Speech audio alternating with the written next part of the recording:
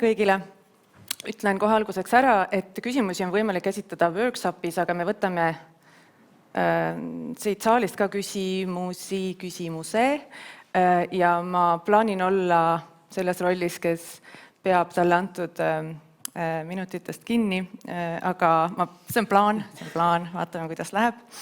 Mul on väga hea meel, et voliniku büroo kutsus mind seda vestlust juhtima.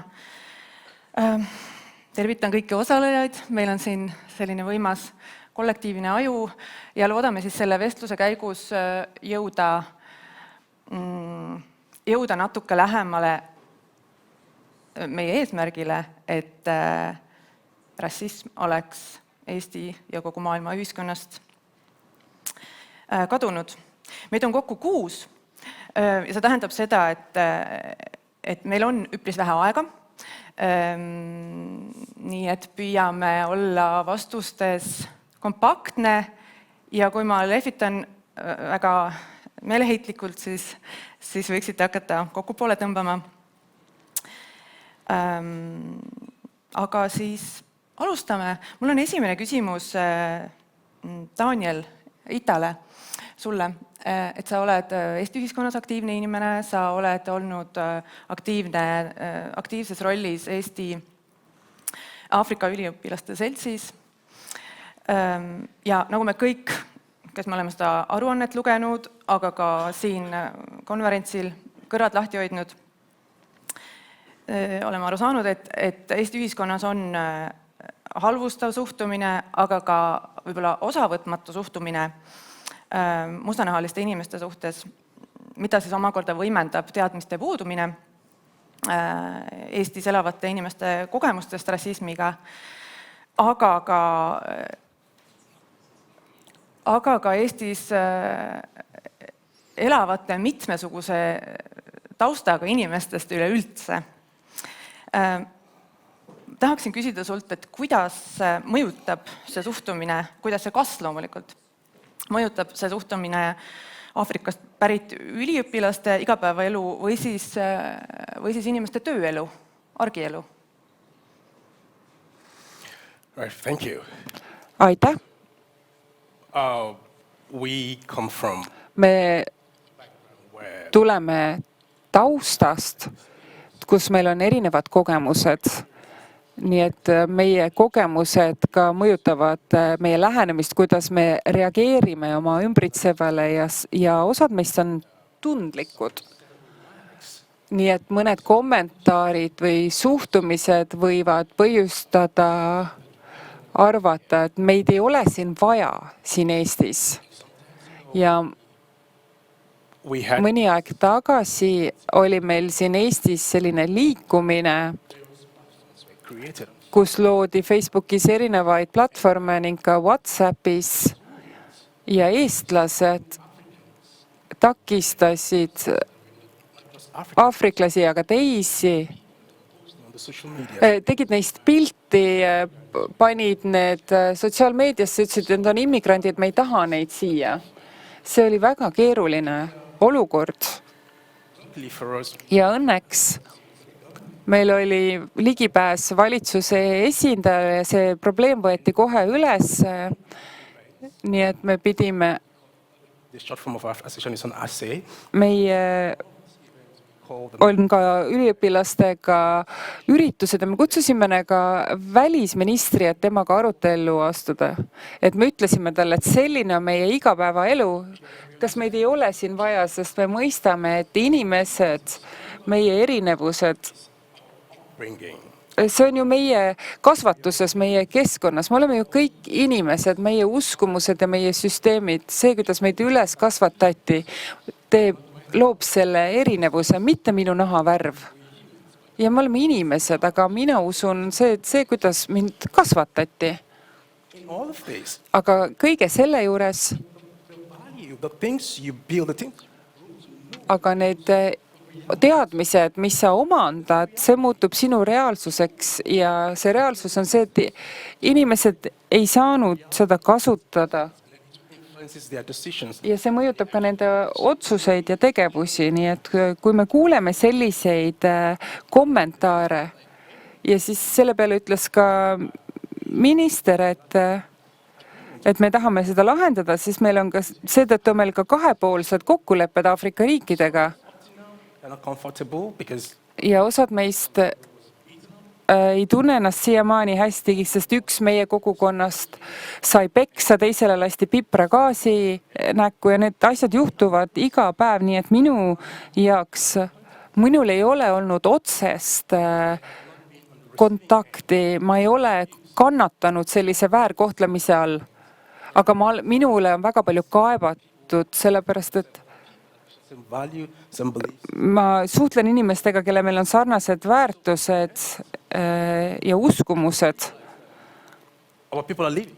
Aga ma olen ka aru saanud, et meie inimesed on lahkumas Eestist. Meile väga meeldib see, et mina tulin siia 5 aastat tagasi.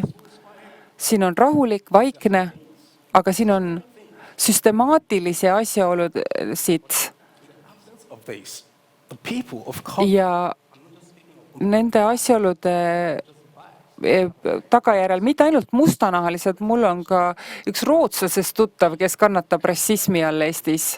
Või egiptlane, kes on eestlasega abielust, ka tema kannatab rassismi all. See on süstemaatiline. See on midagi, mida tuleks lähemalt uurida, sest see mõjutab meie uskumusi ja see annab is coming to extend the right. meile, paneb meid küsima, et kas on õige tulla Eestisse, nii et lõppude lõpuks inimeste tegevus ja valitsuse tegevusetus mõjutab seda, kuidas me Eestit näeme ja meie uskumuste süsteem, sest kõik, mida me usume meie kogemuste põhjal, te ei saa meid panna meie mõtteviisi muutma, aga kui me vaatame, mida te saaksite veel ära teha, on veel samme, mida tuleks võtta tähelepanu pööramiseks. We don't take it well. Some of us don't take it well. Osadele meist ei mõju hästi, It doesn't mean that I'm not scared. aga see, et see ei ole minuga juhtunud, ei tähenda, et ma ei oleks hirmul, et see võiks minuga juhtuda. Waiting. We're just waiting to be the next victim of it. Sest et see tähendab, et me lihtsalt ootame, millal meist saab järgmine ohver. Ma järgmise küsimuse tahaksin esitada kohe sujuvalt siis inimesele, kes vastutab turvalisuse ja õiguskaitse toimimise eest Eestis. Aga tahaksin selle vestluse tuua natuke pealkirja teema juurde ehk siis keele juurde. Kuidas teie, Egert Belitšev, hindate avaliku keelekasutuse, eriti vaenukõne mõju avaliku ruumi turvalisusele ja üldse õiguskaitse tagamisele Eestis? Ja võib-olla natuke täpsemalt veel, et milliseid muutusi te olete politseis ja piirivalvetöös märganud viimaste aastate jooksul ja kas ja kuidas erineb see praegune olukord näiteks ajast 2015 kuni 2016, kus olid sellised temperamentsed, agressiivsed rändearutelud? Ja, kas vihakõne mõjutab Eesti turvalisust? Ma arvan, et mõjutab. Üks asi on see, et kas ta otseselt mõjutab, et kas selle vihakõne tõttu nüüd on kuskil või mõne sõnakasutuse tõttu on toime pandud mõni kuritegu. See ei ole alati nii, sest rõhutakse ka sõnavabadusele, nii nagu selles teemablokis ka käsitluse all on. Aga kas, kui minu käest küsitakse, kas vihakõne, sest ka rassism on vihakõne, kas vihakõne mõjutab Eesti turvalisust, ma ütlen, kindlasti mõjutab. Ta vähemalt mõjutab ühiskonna turvatunnet ja selle liikmete turvatunnet.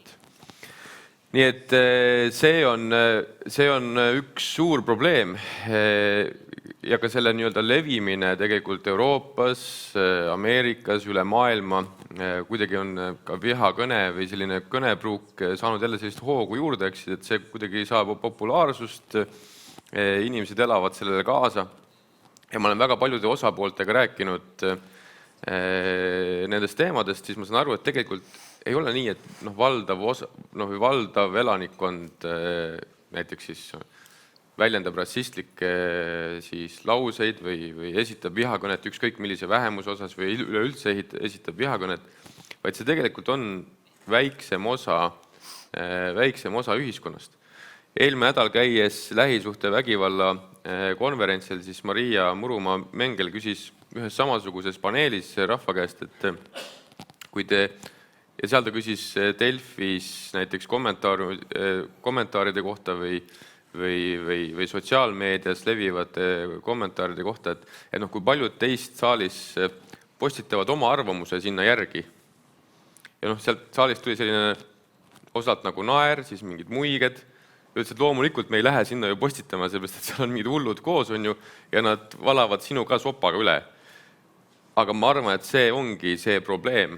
Ehk siis, et kui meil on selline väike osa neid hulle, kes valavad kõik sopaga üle, siis see suurem osa on vait. See, kes tegelikult, kes ei lähe, kes neid samu põhimõtteid ei järgi, kes neid samu printsiipe järgi või kes nendesse ei usu ja kes tegelikult mõistavad, kas ei tegu hukka, nad ei tee seda avalikult. Nad on selle kuidagi, nad lasevad sellel olla, et mitte ise saada pihta. Ja seda me näeme politseitöös pidevalt, et ma arvan, et siin ühel hetkel meie peamised probleemid saavadki alguse sellest, et valdav osa normaalsest elanikkonnast on vait. Kui me räägime rassismist, siis nad lihtsalt on vait. Nad näevad seda kõrvalt, aga nad ei sekku. Kui me räägime koolivägivallast, siis see on väike grupp inimesi, kes kasutavad vägivald, olgu see vaimne või füüsiline oma klassikaaslaste eest. Ja ülejäänud tegelikult ei pea seda õigeks, aga nad on vait. Kui me räägime lähisuhte vägivallast, me näeme täpselt seda sama tendentsi, et on väike grupp inimesi ja ülejäänud lihtsalt on vait ja ei sekku. Ja täpselt kõikide nende vihakõne elementidega, sellise agressiivse käitumisega, see suur probleemi ongi see, et me oleme vait. Aga mul on päriselt usku Eesti inimesse, et kui me suudame sellest välja tulla, hakata neid märkama, tähelepanu juhtima ja see ülejäänud osa ka, kes tegelikult neid põhimõtteid heaks ei kiida, vastub välja, siis ka need, kes seda vihakõnet siis propageerivad ja kes seda vihakõnet iga päev kasutavad, saavad aru, et nad on vähemus tegelikult ja ühiskond selle kaasa ei kiida. Aga nii kaua, kui see jääb selliseks vaikuseks, siis tundubki, et see ongi ainukene normaalsus. Aga mina olen näinud ka laulupidusid, kus me võime kõik õlg õla kõrval olla, laulda koos, laule kaasa, tunda uhkust, et me oleme kõik seal. Ja inimesed saavad olla sõbralikud ja saavad käituda vastavalt nendele reeglitele ja nendele põhimõtetele, mis tegelikult ühes normaalses ühiskonnas on aktsepteeritavad. Nii et ma usun nendesse samadesse hetkedesse ja ma sellest tulenevalt usun ka sellesse, et me oleme võimelised saama paremaks. Ja kas või need samad näited, mille puhul sa ka tähelepanu juhtisid, et kunagi, kui 2006. 2005. aastal, 16.–15. aastal oli rändekriis ja Eesti pidi vastu võtma siis sellise ümberjagamise süsteemi järgi selline 70-80 immigranti, siis oli tohutu möll käis Eesti ühiskonnas. Et kuidas see on võimalik, meie ühiskond lõhestatakse, nad ei sulandu mitte kunagi siia. Nüüd 24. veebruaril 2022, kui hakkas Ukraina sõda, ja siis oli mingi hetk, kus Eesti inimesed said aru, et see väga otseselt puudutab ka meie ühiskonda.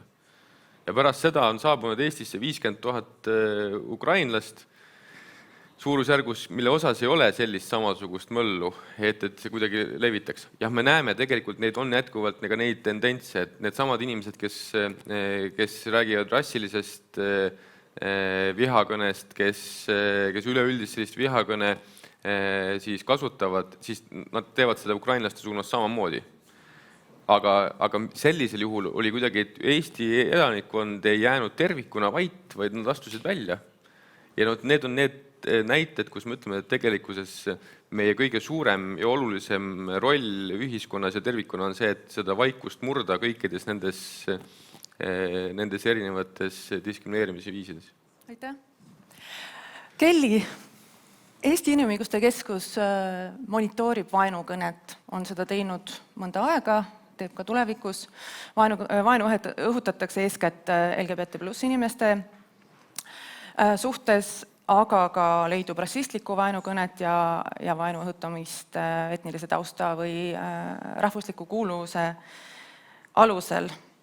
miks on selline olukord Eestis tekkinud ja võib-olla teiseks, kas sa võiksid tuua välja peamised väärarusaamad üldse, mis puudutavad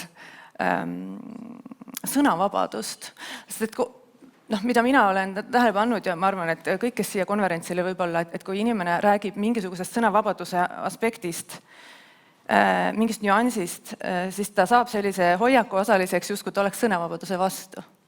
Aga siis 2 küsimust sulle. Ja nii, 4-5 minutit. Ja, mulle pandi aeg, siis jah, olgu, ma vaatan, palju see kell on. Head inimõiguste päeva ja aitäh mind kutsumast siia. Mul on väga hea meel rääkida ühte ja sama juttu 10 aastat, et Eesti vajab paremat vaenukõne regulatsiooni ja väga tore, et volinik ka leidis seda oma avasõnades ja oma raportis.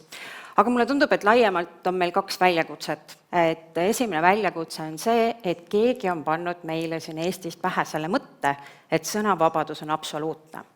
Et me võime oma sõnadega teha absoluutselt kõike, mida me tahame, sest see on nii suur vabadus. Tegelikult, kui me läheme tagasi põhiseaduse juurde, mis muideks ju võeti üle 30 aasta tagasi vastu, paragrahv 12 ütleb väga selgelt, et vaenu õhutamine on keelatud, punkt. Seal ei järgne mitte ühtegi sellist klauslit, et seda võib siiski piirata, ma ei tea, rahva tervis või mille iganes kaitseks, et see on absoluutne kohustus siis mitte vaenu õhutada. Ja teiseks mulle tundub, meie suur väljakutse ühiskonnana on see, et me alles nüüd hakkame aru saama, et tegelikult sõnadega saab teha väga-väga palju halba. Ja see on ainukene hea asi selle kohutava sõja juures, mida Venemaa Ukraina vastu peab. Et me oleme lõpuks ometi saanud aru, et sõnadega on võimalik inimesi panna tegema väga hirmsaid asju. Loomulikult meil kõik räägib holokaustist ja kuskil kaugel on mingid mälestused, natuke lähemalt Jugoslaaviast, Aafrikast, tutsid, aga tegelikult me oleme kuidagi liiga vähe on seda diskussiooni olnud, et mis on see päris see vaenukõne mõju inimestele.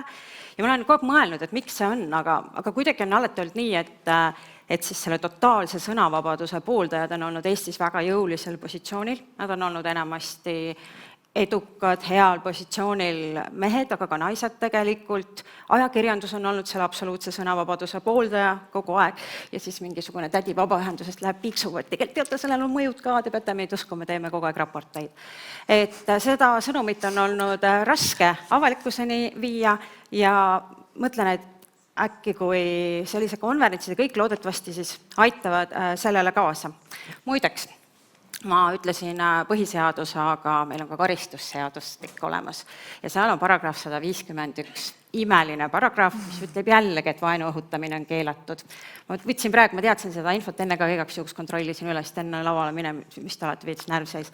Mis te arvate, mis aastal viimati Eesti riik seda kasutas? Vaenu õhutamise säte 151, paragrahv karistusseadustikus. 2015. Ehk et meil on olemas säte, mis siiski juba täna keelab, tal on hästi palju vigu, ma ei hakka rääkima, te ei jõua mida ära kuulata. Aga mis keelustab tegelikult vaenu õhutamise nahavärvi tõttu, seksuaalse sättumise tõttu, see on keelatud. Aga seda ei ole mingil põhjusel kasutatud, ei ole kasutatud prokurörid, ei ole kasutanud politsei, mis näitaks meile justkui kätte, et me elame ju vaenuvabas keskkonnas. Ja see on olnud nagu kuidagi, kui meie seda vaenu monitoorimist teeme, millele enne moderaator viitas, me teeme seda Euroopa Komisjoni metoodika järgi, see toimub kõikides Euroopa Liidu maades, siis kuna meie seadus on üsna kehv, ma saan aru ka politsei ja prokuratuuri keerukusest seda kasutada, sellepärast et seal on teatud juriidilised aspektid, miks seda on keeruline kasutada, siis meil on alati ka vaenu monitoorida päris keeruline, kuna me peame seda tegema justkui ebaseadusliku vaenukõne, peame me ainult raporteerima. Aga kuna meie karistusseadustiku 151 iseenesest on juba vildakas ja nii vähe kasutust leidev, siis on ka see monitoorimine päris keeruline tegelikult Eesti kontekstis. Aga Eestis on veel üks väike aspekt, ma ütlen lihtsalt, see pole sõnavabadusega otseselt seotud, aga mida võib-olla vähesed teavad, et Eesti on vähemalt väidetavalt ainukene riik Euroopa Liidus, kus ei ole siis vaenukuritegusid. Ehk et kui sa lähed kellelegi kallale, tapad, varastad, teed mida iganes seetõttu, et on musta nahavärviga, siis seda menetletakse nagu tavalist kuritegu, aga enamikes riikides on siis niisugune lähenemine, et kui keegi rünnatakse ainult tema identiteedi, kui motiiviks on rassism, siis tegelikult peaks ta saama rohkem karistada, karmima karistuse. On küll prokuröre, kes ütlevad, et selliste kuritegude puhul saaks kasutada appi, ma tulen siia numbreid teile ette puristama. Karistusseadustiku paragrahvi 58, mis on siis nagu raskendavatest asjaoludes ja seal on muu madal motiiv, ehk et võiks seda kasutada, tavaliselt nad vist kasutavad seda armukadeduse puhul. Aga mingid nurga taga võimalused on olemas, aga see ei peaks nii olema. Ei ole vaja kuskilt nurga tagant minna. Ja minul on veel 36 sekundit ja ma tahtsin öelda, et tegelikult see oli õige, mis sa ütlesid, et meie monitooringud näitavad, et number 1 vaenugrupp Eestis on geid ja lesbid, neid vaenatakse kõige rohkem, kõige otsesemalt, aga number 2 on rass ja selline etniline taust, aga see vaenukõne on palju julmem. Ja see on enamasti juba tapma kutsuv. Ehk et kui geimeeste vastu on selline, võtame neid lapsed ära või selline, ma ei taha öelda, et see on kuidagi kergem, siis rassistlik vaenukõne on väga-väga julm. Aitäh sulle. Võta heaks. Rõõmsad sõnad. Mu järgmine küsimus on Linda Kaljundile. Sina oled töötanud Eesti kultuuri dekoloniseerimise küsimustega nii teadustöös kui erikursustel, kui kureerides Kumu kunstimuuseumis ja mujal näitusi ja oled korduvalt välja toonud, et enne 20. sajandit olid eestlased tihti rassistatud ehk siis kujutatud mitte võrdsete inimestena, vaid alamate olenditena, kord koledate ja ähvardavatena, kord selliste armsate ja anakroonistlikena. Ja 20. sajandil jätkus samasugune mõtteviis näiteks setode kohta. Mida see sinu uurimistöö ja mida me võiksime sellest Eesti ajaloost õppida, mis tänapäeva rassistamise diskursust võiks Eestis siis sisukamalt muuta, kuidagi inimesi kaasa tõmmata, siis neid mustreid lõhkuma, mis on kahjulikud? Jah, kindlasti eriti erinevate muuseuminäitustega tegeledes rassismi ja kolonialismi teemadega, siis kohtab väga sageli lähenemist, et tegemist on justkui võõra ja imporditud probleemiga. Ja kõige enam me kogesime seda siis 2021. aastal, kui Kumus avanes uus püsinäitus ja selle projektiruuminäitus erinevuste esteetika, kus me siis mõlemal näitusel asendasime varasemad rassistlikud pealkirjad uute ja neutraalsetega. Ja kõige teravamad kriitikud, kes jõudsid ka Riigikokku välja, tõid siis enamasti välja ka 2 argumenti. Et esiteks, et need terminid ei ole eesti keeles rassistlikud, vaid on neutraalsed, eks ole, et mujal maailmas igal pool on rassistlikud, meil ei ole. Ja teine kriitika koondus selle argumendi üle, et tõepoolest seal ei ole meie ajalooga mitte midagi pistmist, et jätkes ameeriklastele, see on võõras imporditud probleem. Ja ma arvan, et just sellepärast tasuks otsida seda, et kuidas mitte ainult meie tänapäevane meedia või sotsiaalmeedia ei kujunda selliseid hoiakuid ja väärtusi, vaid ka see, et kuidas me oma ajaloost ja kultuuripärandist aru saame ja otsida sealt just neid samu momente ja samu teemasid, nagu sa juba välja tõid, tõepoolest Eesti ajaloost leiab eestlaste endi rassistamist, varasematel sajanditel just ka keelesuguluse tõttu uurali ja samojeedi rahvastega on neid pikka aega kujutatud selliste Euroopa viimaste metslastena. Siis võib-olla optimistlikuma poole pealt leiab ka Eesti rahvusliku ärkamise ajast tegelikult sellist üsna märkimisväärset solidaarsust erinevate orjastatud ja koloniseeritud rahvastega. Liidia Koidula avaldab esimesed Eesti ajaloolised jutused, nad räägivad orjade ülestõusudest Kesk-Ameerikas.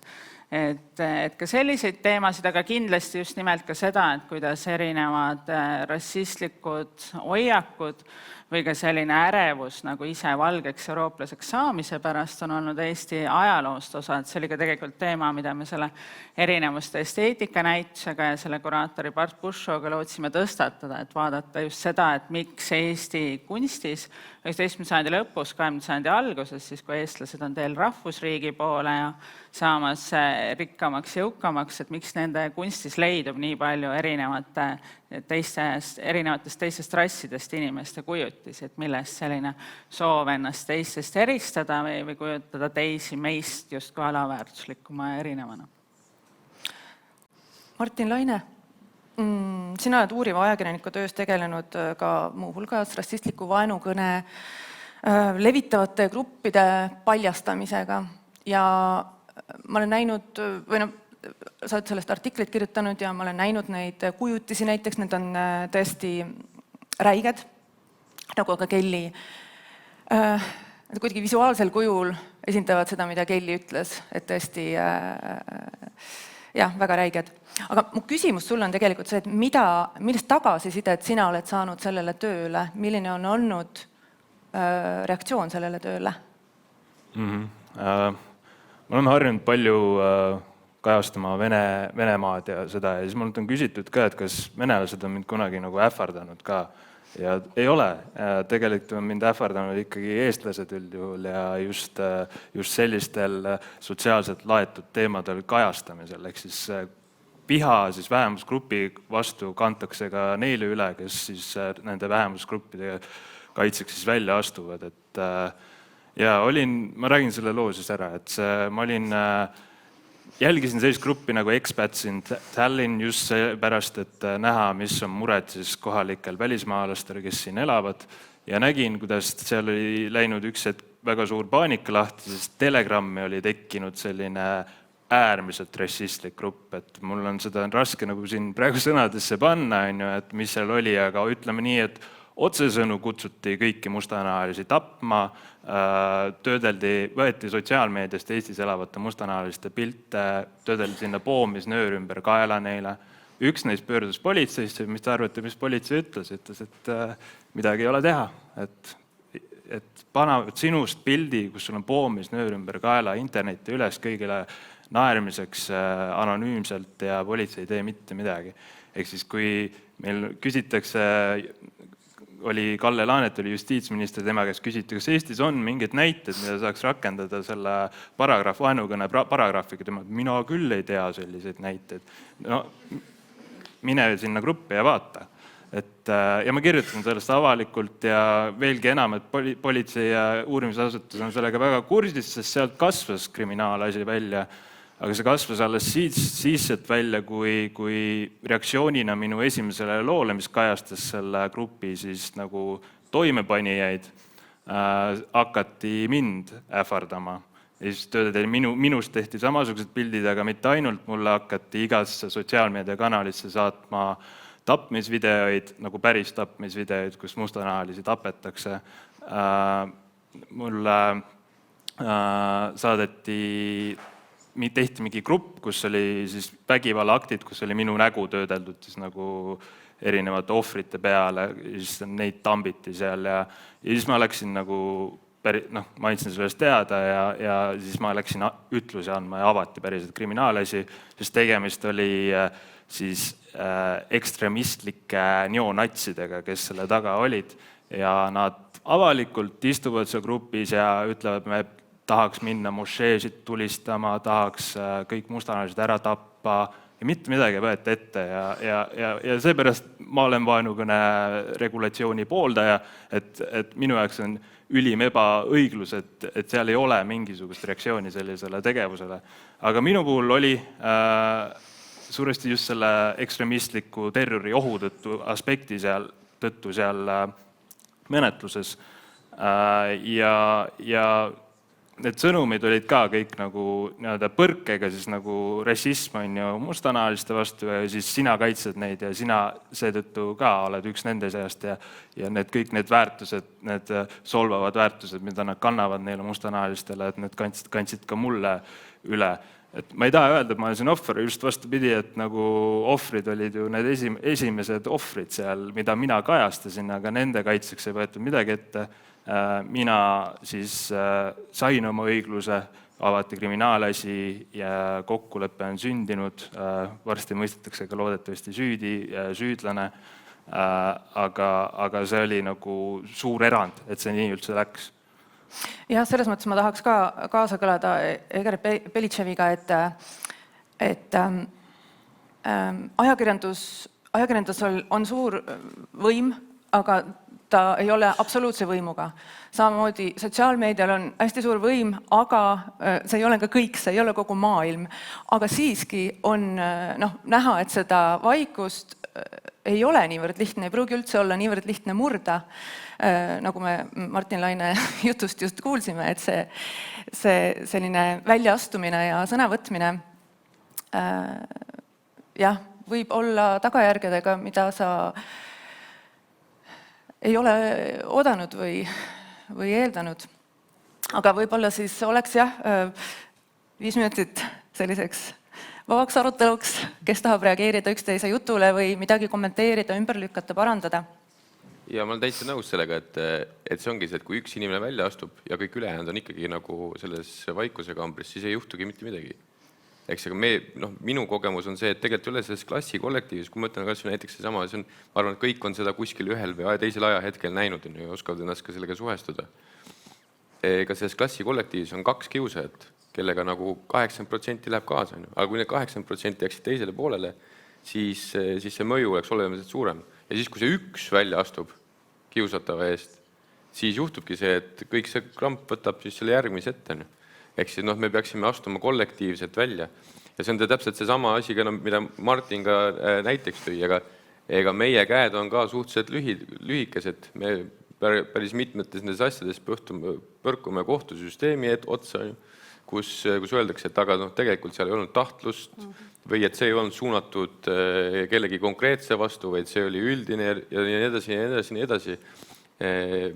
Need ahvatamised on, aga kui me kõik koos astuksime välja selle vastu, siis võib-olla me saaksime selle mõju suuremana kui üksikut elementidena.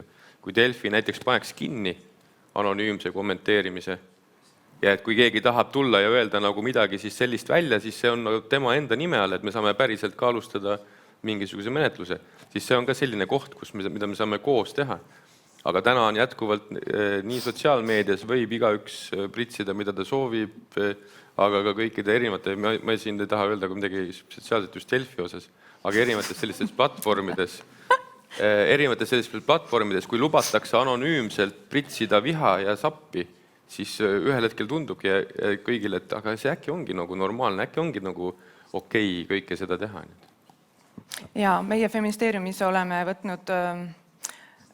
lähtunud sellisest praktikast, et kui see kommentaar meil feministeerium.ee, seal ei ole kommentaariumi üldse, ei võimalda kellelgi arvamust avaldada, aga näiteks Facebookis või Instagramis me sellise vaenuliku kommentaari kustutame lihtsalt, mis me tundub, et see hoiab sellise heatahtliku publiku eemal ja need kommentaarid, millele vastates on meil võimalik siis suuremat publikut harida või midagi lahti selgitada, et siis nendega me tegeleme. Aga loomulikult see tahab ressurssi ja töötunde.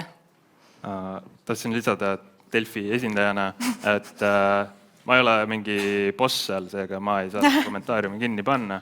Mulle ka ei meeldi väga.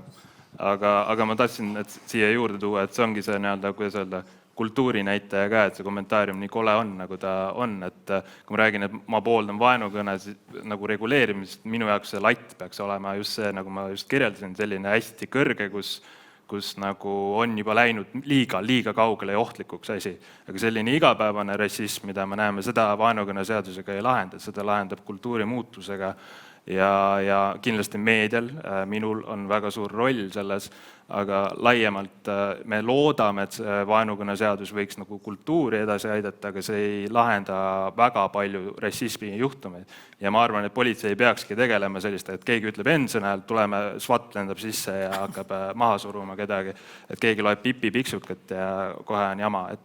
Et ikkagi väga ekstreemsed juhtumid võiks sinna alla minna.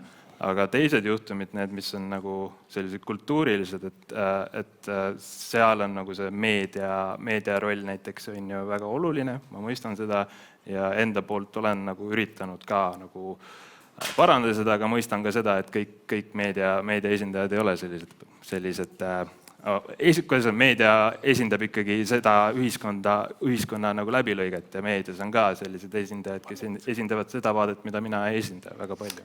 Kelly tahtis sõna sekka öelda. Jaa, ma mõtlesin lihtsalt, et Martin ütles selle asja ära, mis mul enne ma ei saanud öelda, et samamoodi, et ka meie Inimõiguste Keskuses või tegelikult laiemalt terve oma võrdse kohtlemise võrgustiku teiste vabaühendustega, et kui me tahame, et see karistusseadustiku 151 vaenu õhutamise paragrahv oleks parem, siis me räägime ka ikkagi äärmiselt üksteist jõhkratest juhtumitest, et ärge muretsege, sõnavabadus on jätkuvalt oluline, solvata ja mölakas olla on lubatud ja jääb ilmselt olema lubatud, aga me räägime tõesti see, kui on juba oht avalikule korrale või see on tõsine nagu üleskutse kedagi tapma ainult tema identiteedi pärast.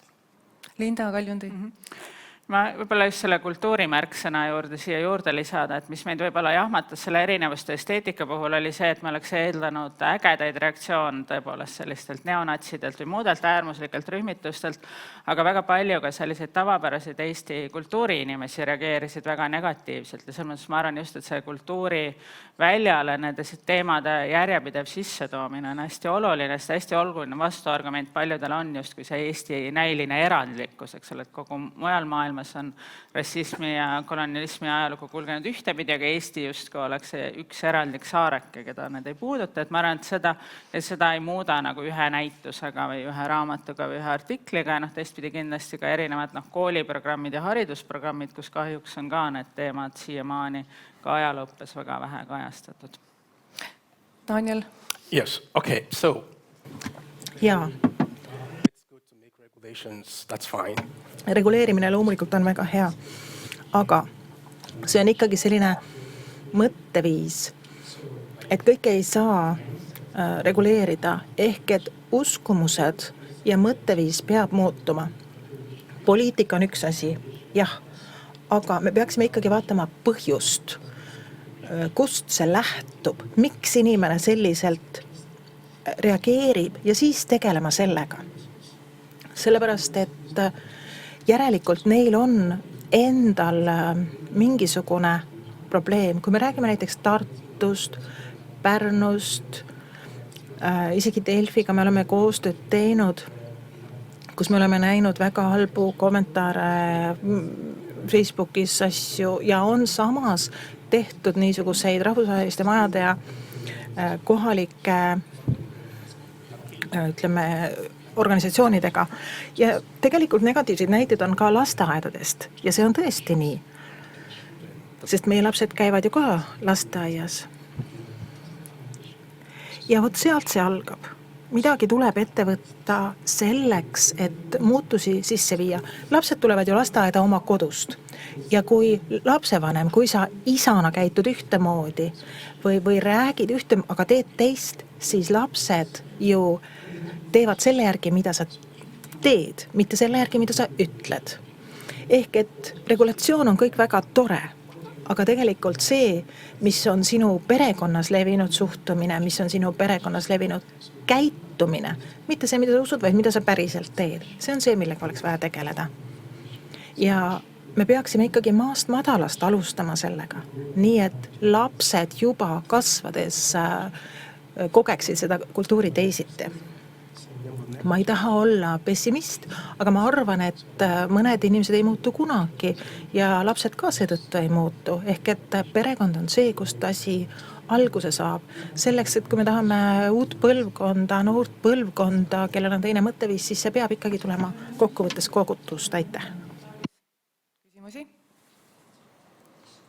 Te võite mõelda, mul on siia päädi toimetatud 3 väga huvitavat küsimust. Ma pean korraks nagu valima nende vahel.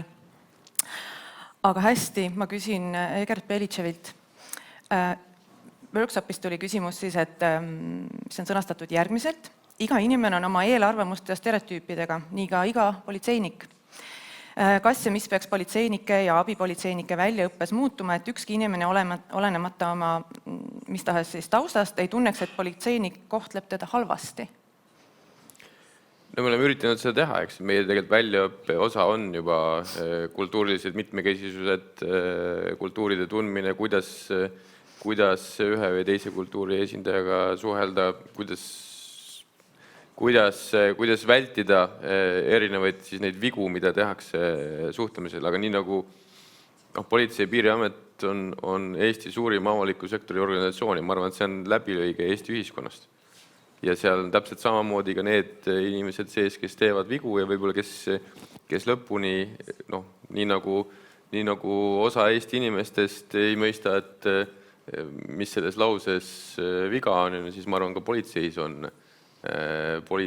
neid samu inimesi. Nii et see on niisugune pikaajaline töö, aga täpselt, ma arvan, see on täpselt samasugune pikaajaline töö, nii nagu kogu Eesti ühiskonnaga. Kas meil on saalist küsimusi? See on üks ja ainus võimalus sellelt paneelilt küsimus küsida. Vist ei ole. Aga, jah, palun. Hästi. I don't see them all, but I see a selection, so Ma ei näe kõiki neid kirjalikult, aga ma näen mõned. Ma arvan, et see võiks olla äkki siis suunatud, ei teagi kellele, võib-olla mulle, aga ma suunan selle kas Kellile ja võib-olla Lindale. Isegi ingliskeelses maailmas valitseb sageli vale suhtumine sõnade tähendustesse ja nende rakendamisse keerulises reaalmaailma kontekstis. Kuivõrd on Eesti ebasoodsus olukorras, et põhikeele tasemel on sõnal must ka räpane tähendus, ja kuidas see mõjutab inimeste haridust ja nende suhteid inimestega, eriti mustanahaliste inimestega? Ma ei tea tõesti, kes sellele täiesti kompetentne oleks nüüd nagu vastama, mingit lingvisti vaja, et mul oli väga omamoodi kahju, aga põnev siis, kui oli see Kivisaare kaasus, mis oligi ju rassismist ja šovinistlikust kõnest ja mis on rassism ja mis ei ole ja kohtuniku tasemed, siis pidi kohtunikud arutama, et kas see N-sõna on siis nüüd negatiivse konnotatsiooniga või ta ei ole, eks ole. Et ma arvan, et meil on Eestis nagu see, kuna see rassismiga tegelemine või sellest rääkimine, see pole üldse seksikas teema ühelgi teadustasemel ka, sest seda ei ole lõpuni ju nii hästi nagu uuritud, aga ma lihtsalt intuitsiooni pealt ütleks, et loomulikult kõikidel sõnadel on tähendused, mina olen tavaline keskmine eestlane, räpane ei ole hea, puhas on hea, ehk et selge, mingid seosed on. Linda, mis sina arvad? Ma arvan, paljud need vaidlused, mis me erinevate näituste etikettide ümber olen pidanud, tegelikult nagu lõpuks viivad ka selleni, et võib-olla me ei peakski nii palju neid sõnu kasutama, eks ole, et ka me valgenahaliste inimeste puhul ei lisa sinna juurde, et nagu valge naise portree või valge mehe portree, et võib-olla nagu liiguksid edasi, ütleks, et ma ei tea, et see punase kampsoniga või see musta-valge kirju jakiga noormees, eks ole. Jah, palun. Ja minu meelest on ainult neid sõnu on vaja ju anatoomias. Eks, et kui, ma ei tea, on mingisugune juhtum ja siis arst, ma ei tea, kirjeldab keha, siis mõnikord on vaja neid sõnu kasutada, aga muidu meil on Egert ja Martin ja Daniel ja... Et me oleme jõudnudki siia pealkirja arutamise juurde, et kas enam ei tohigi öelda 3 punkti või kuna mina esindan siin keeleteadlast, siis tähendus sünnib alati kontekstis. Et keel on metafoorne, selles mõttes keelel sõnadel on tähendused, mis tulevad ka maailmast nii-öelda. Et kui me ütleme puit, siis ta tuleb sellest puust, mis metsas kasvab, või laud, see seostub ka selle objektiga nii-öelda. Aga sõnadel on muutuv tähendus, see tähendus muutub kasutuses.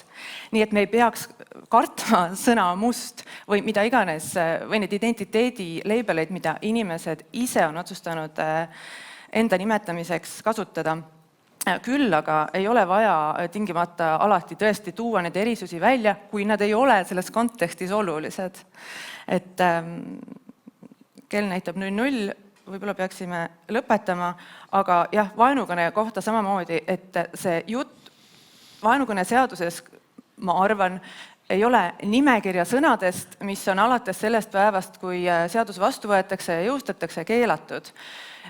Ja üks müüt, mis seoses vaenukõnega tuleks ümber lükata, on ikkagi see, et keel ei ole asi, kus on sõnad reas, mis lihtsalt peegeldavad maailma selle olemuses. Keel on hästi aktiivne ja keel on kasutaja oma. Ja need motivatsioonid on kontekstipõhised, aga need on ka hästi palju selles kasutajas kinni, nendes eesmärkides. Ja just selle alal tuleb minu meelest ühiskonda ja keelekasutajaid, kes me kõik oleme, siis nendest asjadest rääkida ja ühiskonda harida. Aga meie aeg on läbi. Kui on veel mingeid vältimatuid, väga kiireid sõnumeid vaja edastada, siis on see aeg nüüd. Aga muidu soovin teid tänada väga huvitava debati või arutelu eest, mis oli pigem selline dialoog minuga võib-olla. Ja aitäh publikule!